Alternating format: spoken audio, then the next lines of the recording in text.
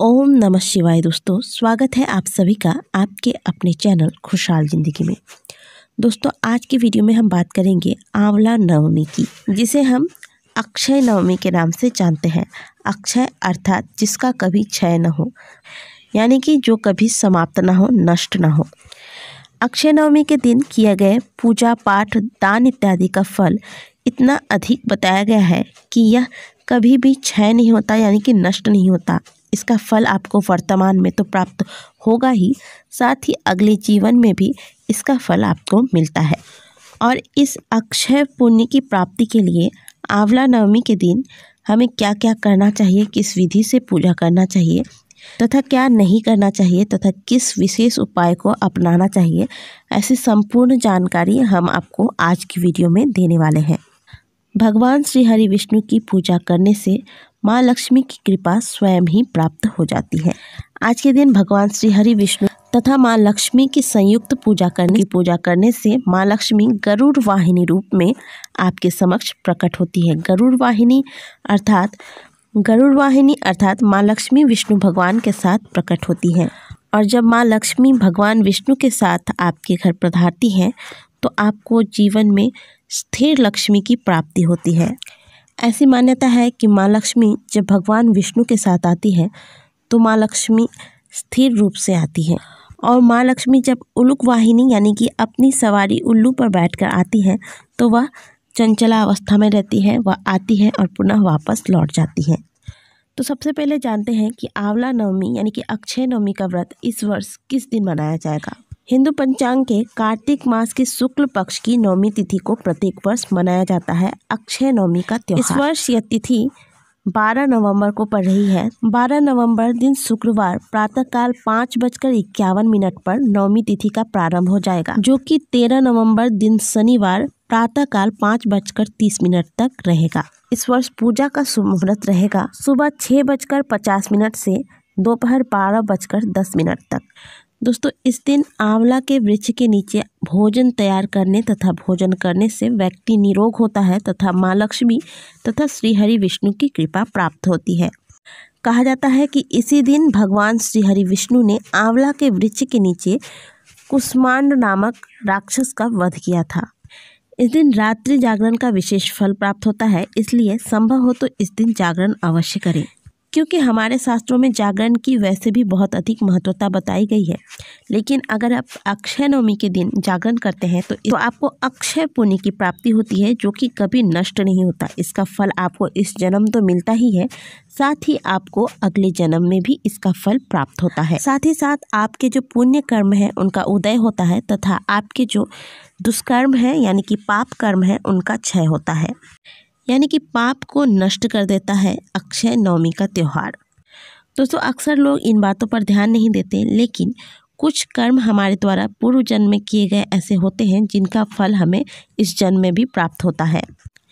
जिसका फल यह होता है कि बहुत अधिक पूजा पाठ, बहुत अधिक नियम व्रत इत्यादि करने के बाद भी हम इस जन्म में दुखी होते हैं, हमारे समस्याओं का निवारण ही नहीं होता है। इसी को कहा जाता है कि यह हमारे पिछले जन्म के कर्म हैं। और फिर हमारे शास्त्र भी हमें ये बताते हैं कि अगर हम अपने पिछले जन्मों के कर्म को पिछले जन्म में नहीं काट पाते तो वह हमें इस जन्म में भोगना ही पड़ता है, चाहे वह कर्म अच्छे हों या बुरे हों। इसलिए अक्षय नवमी के दिन आपको ऐसे कर्म अवश्य करने चाहिए जिससे आपको अक्षय पुण्य की प्राप्ति हो और वह ताकि इसके प्रभाव से आपके पूर्व जन्म के जो पाप कर्म है उनका क्षय हो और उसका शुभ फल आपको अगले जन्म में भी प्राप्त होता रहे। आज के दिन प्रातःकाल जल्दी उठें, हो सके तो ब्रह्म मुहूर्त में उठें। उठने के बाद आप घर के जो कार्य हैं इत्यादि करके इसके बाद आप स्नान करें। स्नान के जल में हो सके तो आंवले की कुछ पत्तियां या फिर आंवले का रस अवश्य डाल दें। एक बात का विशेष ध्यान रखें कि आज के दिन आप आंवले का पूजन कर रहे हैं तो आज के दिन आपको आंवला खाना नहीं है या फिर आंवले के पेड़ को या फिर आंवले को किसी प्रकार की क्षति नहीं पहुंचानी है। आंवला का व्यवस्था आप एक दिन पहले करके रखें। और फिर नहाने के जल में 1 बूंद आंवले का रस और आंवले की कुछ पत्तियां मिलाकर स्नान करें। स्नान करते वक्त आप ओम नमो भगवते वासुदेवाय मंत्र का जाप करते रहें।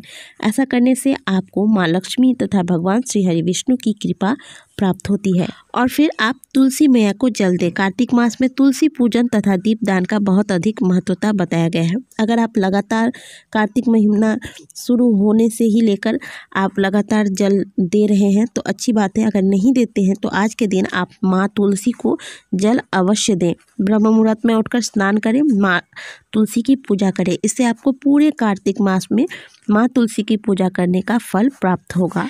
इसके बाद आप जो अपने घर में नित्य पूजा पाठ करते हैं वह करें। भगवान विष्णु माँ लक्ष्मी का पूजन करें। कार्तिक महीने में दीपदान का, जैसा कि हमने आपको पहले भी बताया, कि बहुत अधिक महत्वता है।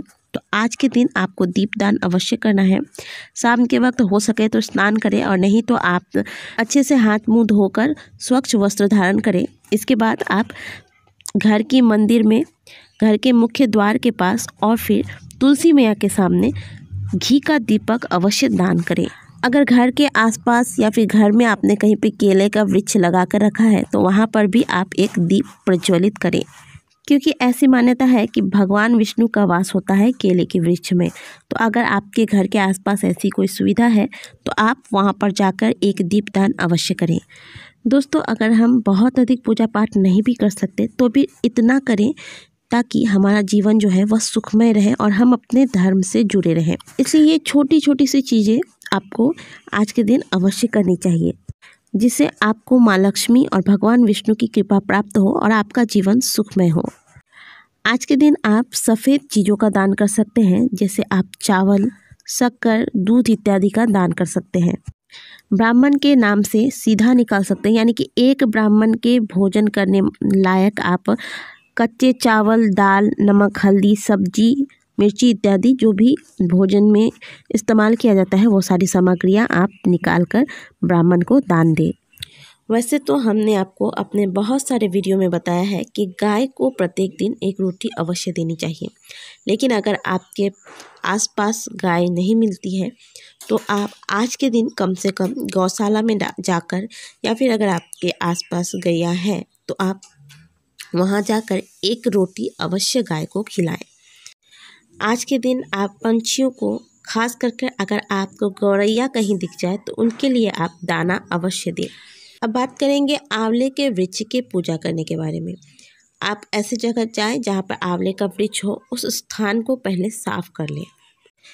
इसके बाद आप स्नान करें। स्नान करने के बाद आप आंवले के वृक्ष में 1 लोटा जल में थोड़ा सा कच्चा दूध मिलाकर अर्पित करें।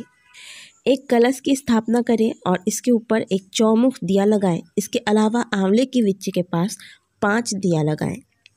अगर यह दिया गाय के घी का हो सके, शुद्ध घी होना चाहिए तो बहुत अच्छा है, और अगर घी नहीं मिल पाता तो आप तिल के तेल का इस्तेमाल कर सकते हैं। पुष्प, अक्षत इत्यादि से आप पूजन करें।